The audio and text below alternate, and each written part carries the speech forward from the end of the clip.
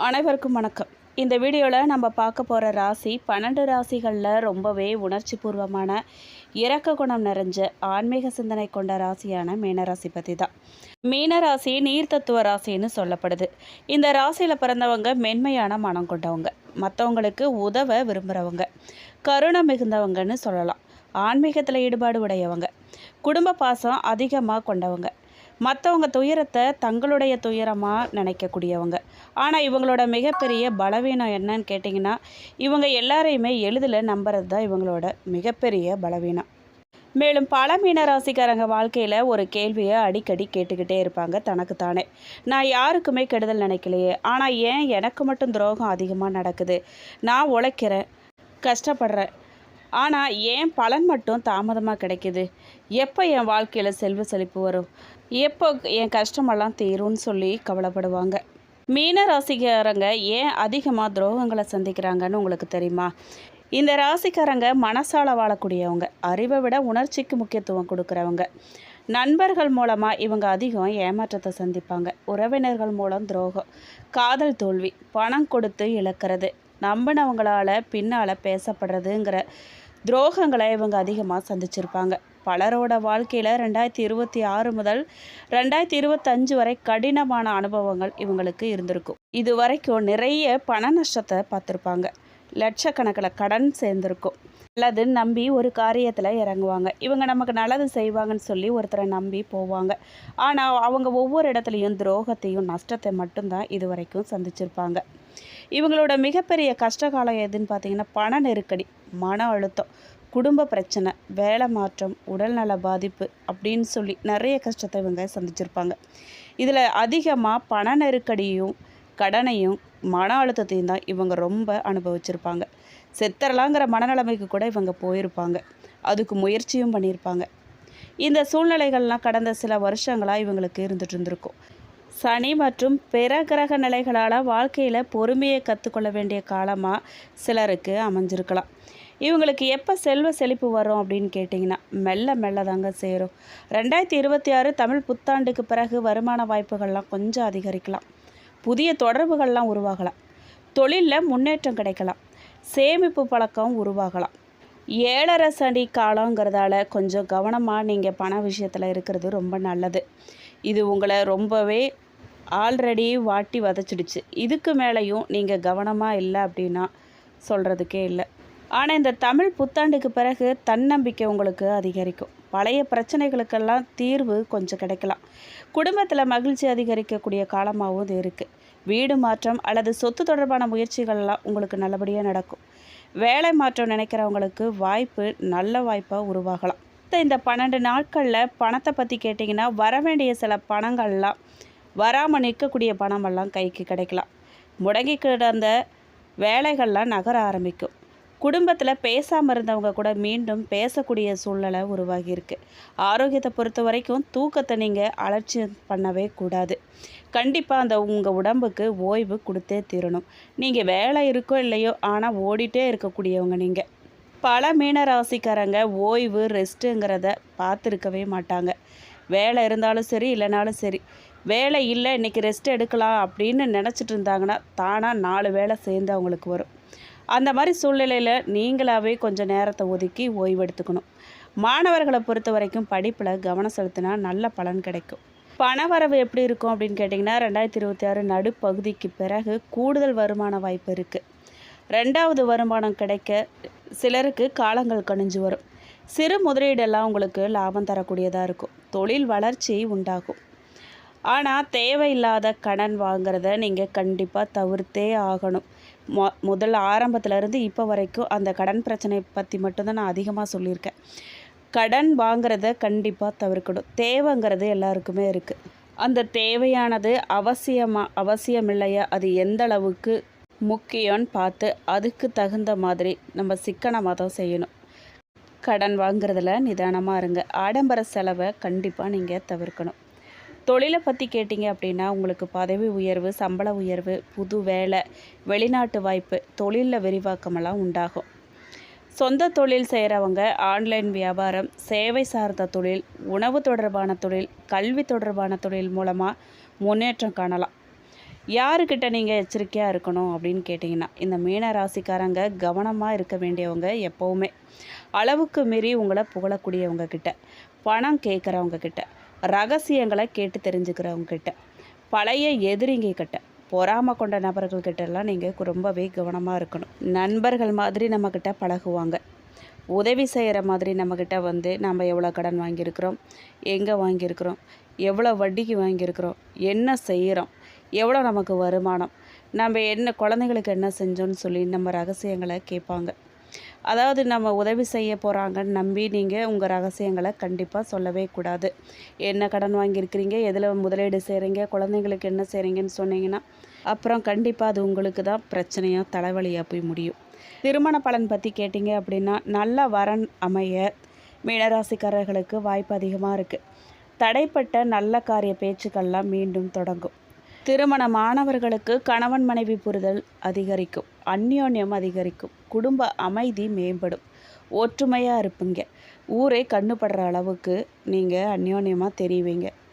குழந்தை பாக்கியத்தை பற்றி கேட்டிங்க அப்படின்னா, குழந்தையை எதிர்பார்த்து காத்திருக்கிற தம்பதிகளுக்கு நல்ல செய்திகள்லாம் கிடைக்க போகுது. மருத்துவ முயற்சிகளில் முன்னேற்றம் கிடைக்க போகுது. வீடு நிலம் வாகனம் பற்றி கேட்டிங்க அப்படின்னா, வீடு வாங்குகிற யோகம், நிலம் வாங்குகிற முயற்சி, வாகனம் மாற்றுதல் போன்ற வாய்ப்புகள்லாம் சிலருக்கு உருவாக போகுது. மீனராசிக்காரர்களோட அதிர்ஷ்ட நிறங்கள் என்ன அப்படின்னு கேட்டிங்கன்னா, வெள்ளை, இளநீலம், கடல் பச்சை, க்ரீம் கலர், மஞ்சள். முக்கிய வேலைகளில் இந்த நிறங்களை நீங்கள் பயன்படுத்தலாம். அதனால் உங்களுக்கு நல்ல முடிவு எடுக்க முடியும். மன அமைதி கிடைக்கும், மன தெளிவு உண்டாகும், தன்னம்பிக்கை உருவாகும், நல்ல வைப்ரேஷனை உங்களுக்கு ஈர்த்து கொடுக்கும். உங்களுக்கு அதிர்ஷ்ட எண்கள் என்னென்னு அப்படின்னு கேட்டிங்கன்னா 3, 7, 9. மீனராசிக்குரிய தெய்வம் என்ன, நீங்கள் எந்த தெய்வத்தை வழிபடலாம் அப்படின்னு கேட்டிங்கன்னா, ஸ்ரீ மகாவிஷ்ணு மற்றும் ஸ்ரீ குருவாயூரப்பன், தட்சிணாமூர்த்தி, ஆஞ்சநேயர், இந்த தெய்வங்களை நீங்கள் வழிபாடு பண்ணலாம். வியாழக்கிழமைகளில் வழிபாடு செய்கிறது உங்களுக்கு ரொம்ப நல்லது. உங்கள் ராசிக்கு ஜென்ம ராசியில் சஞ்சரிக்க 7.5 சனியால் கடுமையான மன அழுத்தங்கள்ல இருந்தோ சோதனைகள் இருந்தோ ஒரு மாபெரும் சுப விடுதலையையும் புதிய உத்வேகத்தையும் வாரி வழங்கக்கூடிய நாட்களாக உங்களுக்கு மலரப்போகுதுங்க.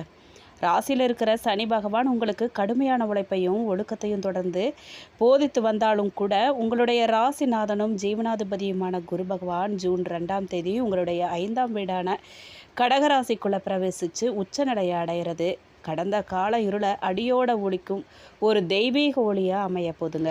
5ல் அமரப்போகிற உச்ச குரு பகவான் உங்களுடைய நற்பெயருக்கான சுப பார்வையால் உங்களுடைய ஜென்ம ராசி, அதாவது பாக்கியஸ்தானம் மற்றும் லாபஸ்தானத்தை நேரடியாக பார்க்குறது உங்களுடைய பொருளாதார பலத்தை, பொது அதிர்ஷ்டத்தையும் உன்னதமான உச்சத்துக்கு கொண்டு போக போகுது.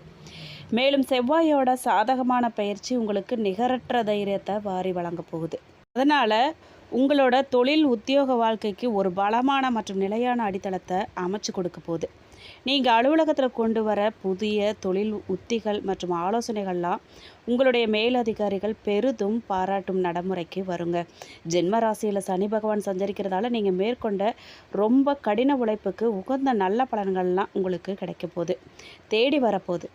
குறிப்பாக ஆசிரியர்கள், பேராசிரியர்கள், சட்ட ஆலோசகர்கள், நிதி வல்லுநர்கள் மற்றும் மென்பொருள் துறையில் இருக்கக்கூடிய அன்பர்களுக்கு மாபெரும் பதவி உயர்வு, புதிய உத்தியோக வாய்ப்புகள்லாம் கிடைக்க போகுது. நிதி நிலைமையும் பண லாபமும் எப்படி இருக்கும்னு கேட்டிங்கன்னா, உங்களுடைய உச்சக்கட்ட மகிழ்ச்சியில் உங்களை ஆழ்த்த போகுது. உங்களுடைய ராசிநாதன் குரு பகவான் 5ஆம் வீட்டில் உச்சம் பெற்று உங்களுடைய 9ஆம் வீடான பாக்கியஸ்தானத்தையும் 11ஆம் வீடான லாபஸ்தானத்தையும் பார்க்குறாரு. ஒரு அதிர்ஷ்டகரமான பிரம்மாண்ட தனயோகம் உங்களுக்கு சித்தியாக போதுங்க.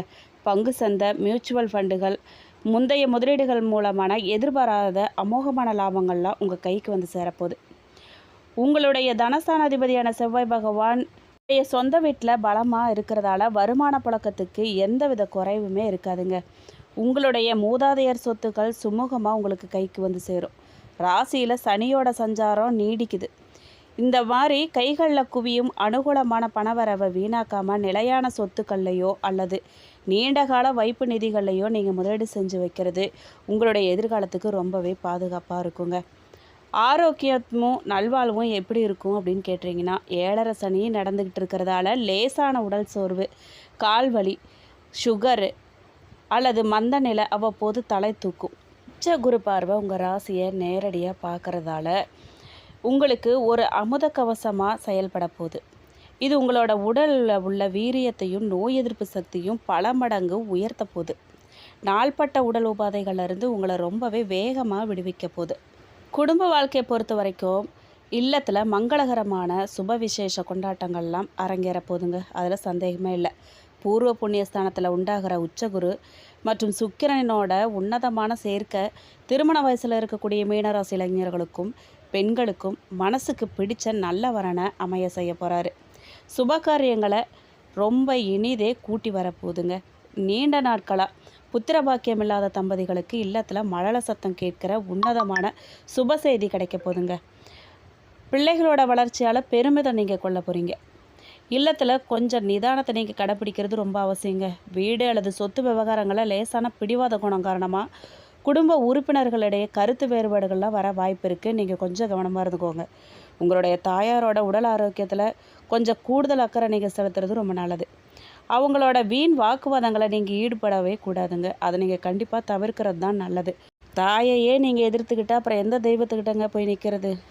ஜென்ம சனியால் உங்களுக்கு வரக்கூடிய உடல் சோர்வை தடுக்கிறதுக்கும் 4ஆம் இடத்து சூரியனால் உங்கள் குடும்பத்தில் உங்கள் வீட்டில் வரக்கூடிய உஷ்ண மோதல்களை தணிக்கவும் நீங்கள் சில வழிபாடுகளையும் பரிகாரங்களையும் நீங்கள் செய்யலாம். தட்சிணாமூர்த்தி வழிபாடு செய்யலாம். உங்களுடைய ராசிநாதனான உச்சகுருவோட முழுமையான சுபயோக அனுகூலங்களை வாழ்நாள் முழுவதும் நீங்கள் தக்க வச்சுக்கிறதுக்கு வியாழக்கிழமைகளில் மஞ்சள் நிற மலர்களால் ஸ்ரீ தட்சிணாமூர்த்தி சுவாமிக்கு அர்ச்சனை செஞ்சு வழிபாடு செய்கிறது, ஏழை மாணவர்களுக்கு கல்விக்கு நீங்கள் உதவுறது உங்களுக்கு நிறைய நன்மைகளை கொண்டு வந்து சேர்க்குங்க. ஸ்ரீ சனீஸ்வரர் வழிபாடும் சிவ வழிபாடும் நீங்கள் மேற்கொள்ளலாம். ஜென்ம சனியால் வரக்கூடிய மன அலைச்சல்கள் நீங்கள் சனிக்கிழமைகளில் சிவபெருமான் கோயிலுக்கு அல்லது நல்லெண்ணெய் தீபம் ஏற்றி வழிபாடு பண்ணிட்டு வாங்க. மகா மிருத்யுஜய மந்திரத்தை பாராயணம் செஞ்சுட்டு வாங்க. உங்களுக்கு தேவையில்லாத அலைச்சலையும் மன அழுத்தத்தையும் குறைக்கும். அது சூரிய நமஸ்காரம் கண்டிப்பாக பண்ணுங்கள். ஜூன் 15க்கு பின்னாடி 4ஆம் இடத்துக்கு சூரியனால் உங்கள் குடும்பத்தில் வீட்டுக்கு வரக்கூடிய சச்சரவுகள்லாம் நீங்கி தாயாரோட உடல் ஆரோக்கியம் மேம்படுங்க. அதிகாலையில் சூரிய நமஸ்காரம் செய்கிறது, சூரிய தேவருக்கு தூய நீர் அர்ப்பணித்து அர்க்கியம் வழிபாடு செய்கிறது உங்களுக்கு ரொம்ப நல்லதுங்க. புரட்டாதி நட்சத்திரம் 4ஆம் பாதக்காரர்களுக்கு தனலாபம் கிடைக்குங்க. அடுத்தவங்களுக்கு உதவி செய்கிறதுல ஆர்வம் காட்டுவீங்க. நீங்கள் நோய்கள்லாம் நீங்கள் போதுங்க. உடல் ஆரோக்கியம் மேம்படுங்க. எதிர்பாலினத்தரால் செலவு உங்களுக்கு ஏற்பட வாய்ப்பு இருக்குது. கவனமாக இருங்க. கோபத்தால் சில்லறை சண்டைகள்லாம் ஏற்படும். கொஞ்சம் எச்சரிக்கையாக இருந்துக்கோங்க. பணவரத்து கண்டிப்பாக கூட போதுங்க. காரிய அனுகூலம் உண்டாக போகுது. உத்திரட்டாதி நட்சத்திரக்காரர்களுக்கு தொழில் வியாபாரத்தில் இருந்த மந்த நிலையெல்லாம் மாறப்போகுது. விற்பனை அதிகரிக்க போகுது. வார இறுதியில் பழைய பாக்கிகள்லாம் வசூலாகிறதுல வேகமாக இருக்க போகிறீங்க. உத்தியோகத்தில் இருக்கிறவங்க புத்தி சாதுரியத்தால் வேலைகள்லாம் திறமையாக செஞ்சு பாராட்ட பெறுவாங்க. பதவி உயர்வெல்லாம் உங்களுக்கு கிடைக்கலாம். ரேவதி நட்சத்திரக்காரர்களுக்கு குடும்பத்தில் நிம்மதி காணப்படுங்க. கவலையே படாதீங்க. விருந்து நல்ல நிகழ்ச்சிகள்லாம் நீங்கள் குடும்பத்தோடு கலந்துக்க போகிறீங்க. மகிழ்ச்சி அடைய போகிறீங்க. கணவன் மனைவிக்கிடையே இருந்த கருத்து வேற்றுமையெல்லாம் நீங்கி அந்யோன்யம் அதிகரிக்க போதுங்க. குழந்தைகளோட செயல்களால் நீங்கள் பெருமை அடைய போகிறீங்க. உதவி கேட்டு உங்களை நாடி வரவங்களுக்கு நீங்கள் தேவையான உதவிகளெல்லாம் செய்ய போகிறீங்க. பரிகாரமாக நீங்கள் ருத்ர ஜபம் செய்கிறதும் குருவுக்கு வியாழக்கிழமைகளில் கொண்டக்கடலை நிவேதனம் செஞ்சு வணங்குறதும் உங்களுடைய வருமானத்தை உயர்த்துங்க. மன அமைதி கிடைக்கும். அதனால் இதை நீங்கள் செஞ்சு பாருங்கள். இந்த வீடியோ உங்களுக்கு பிடிச்சிருக்குன்னு நான் நம்புகிறேன். கண்டிப்பாக வீடியோவுக்கு லைக் பண்ணுங்கள். வீடியோ பற்றின கருத்தை கமெண்ட் பாக்ஸில் பதிவிடுங்க. நீங்கள் இப்போ தான் புதுசாக இந்த சேனலை பார்க்குறீங்க அப்படின்னா சப்ஸ்கிரைப் பண்ணி கூடவே பெல் ஐக்கானையும் கிளிக் பண்ணுங்கள். நன்றி.